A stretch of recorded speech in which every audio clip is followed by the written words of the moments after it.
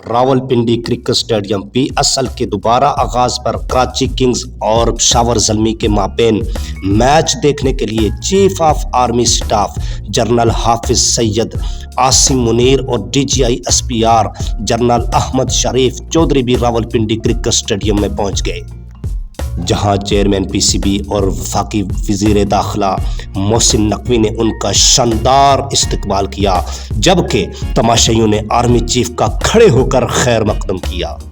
اور اس موقع پر Rawalpindi cricket stadium Pakistan زندہ باد، پاک فوج زندہ باد کے نعروں سے گونج اٹھا۔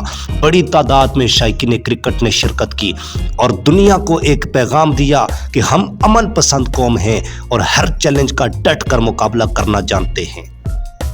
اور ناصر Mahmood but, barrister Daniyal Chaudhry, engineer Qamar الاسلام اور ملک افتخار نے یہ کہا ہے کہ یہ ملک ہم نے بے پناہ قربانیوں سے حاصل کیا ہے۔ PSL میں کوئی بھی ٹیم جیتے لیکن جیتے گا پاکستان۔ اور اس موقع پر شائقین کرکٹ کا کہنا تھا کہ پاکستان سپر لیگ پاکستان کی پہچان بن گئی ہے، اور بزدل بھارت IPL منعقد نہ کر سکا، جبکہ افواج پاکستان اور موجودہ حکومت نے PSL کے کامیاب انعقاد سے ایک نیا ریکارڈ قائم کر دیا۔ 9 دن پہلے جب جنگ کا سما تھا اور آج کرکٹ کا میلہ سجانا ایک مشکل ٹاسک تھا، پوری دنیا میں پاکستان کا وقار بلند ہوا۔ پاکستان زندہ باد، پاک فوج زندہ باد۔ اور پاکستان سپر لیگ PSL میں کراچی کنگز نے پشاور زلمی کو 23 رن سے شکست دے کر پلے آف مرحلے میں جگہ پکی کر لی۔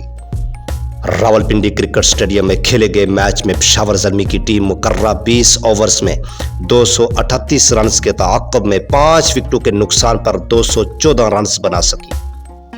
پشاور زلمی کی جانب سے کپتان بابر اعظم 94 رنز اور جبکہ سائم ایوب 47 رنز بنا کر نمایاں رہے۔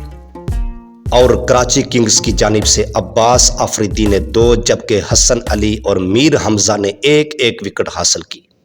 اور پشاور زلمی نے ٹاس جیت کر پہلے کراچی کنگز کو بیٹنگ کرنے کی دعوت دی، اور کراچی کنگز نے پہلے بیٹنگ کرتے ہوئے مقررہ 20 اوورز میں 4 وکٹوں کے نقصان پر 237 رن سکور کیے۔ کراچی کنگز کی جانب سے کپتان ڈیوڈ وارنر 86 رنز بنا کر نمایاں رہے۔